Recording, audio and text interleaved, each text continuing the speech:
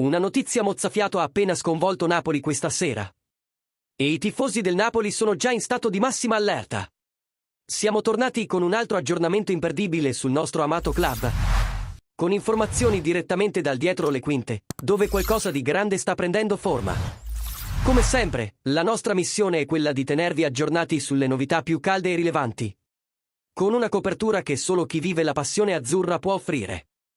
Ma prima di immergerci nell'argomento di oggi, che sta lasciando tutti a bocca aperta, lasciate il vostro like.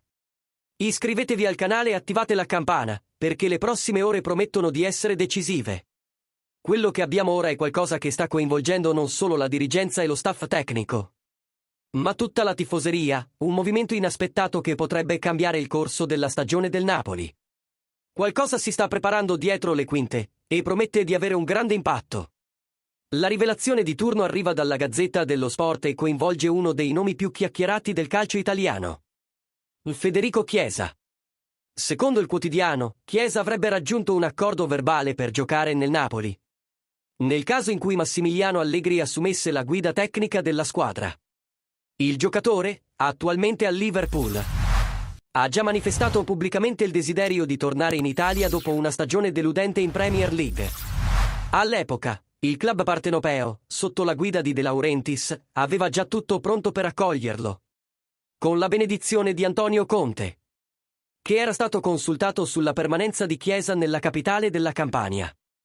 Ma quando Conte è stato ufficialmente confermato come allenatore, l'attenzione della dirigenza si è spostata su Ndoye, che era il preferito personale del tecnico. Tuttavia, le trattative per Ndoye si sono raffreddate e ora lo scenario torna ad essere favorevole per un possibile riavvicinamento con Chiesa. Le richieste del Bologna hanno bloccato i progressi per Ndoye, mentre la sfida con l'Inter per l'ingaggio di Lookman continua senza un esito chiaro. In questo momento, Chiesa aspetta in silenzio, osservando i movimenti dietro le quinte e sperando in una rapida conclusione, sia con il Napoli che con un altro club che gli offra un ruolo da protagonista. Sempre secondo la Gazzetta, non sono da escludere sorprese, il che mantiene viva questa possibilità e la fa pulsare forte nei corridoi di Castelvolturno. La prossima mossa dipende ora da come Manna e Conte condurranno le decisioni finali. E ora la parola passa a voi, tifosi del Napoli. Vorreste vedere Federico Chiesa indossare la maglia azzurra? Pensate che abbia ancora spazio in questo progetto che Conte sta costruendo? O il club dovrebbe continuare a puntare su nomi come Ndoye o Lookman? Commentate qui sotto, la vostra opinione è fondamentale in questo dibattito. E, naturalmente, un super grazie a tutti voi che continuate a seguire ogni passo di questo viaggio con noi.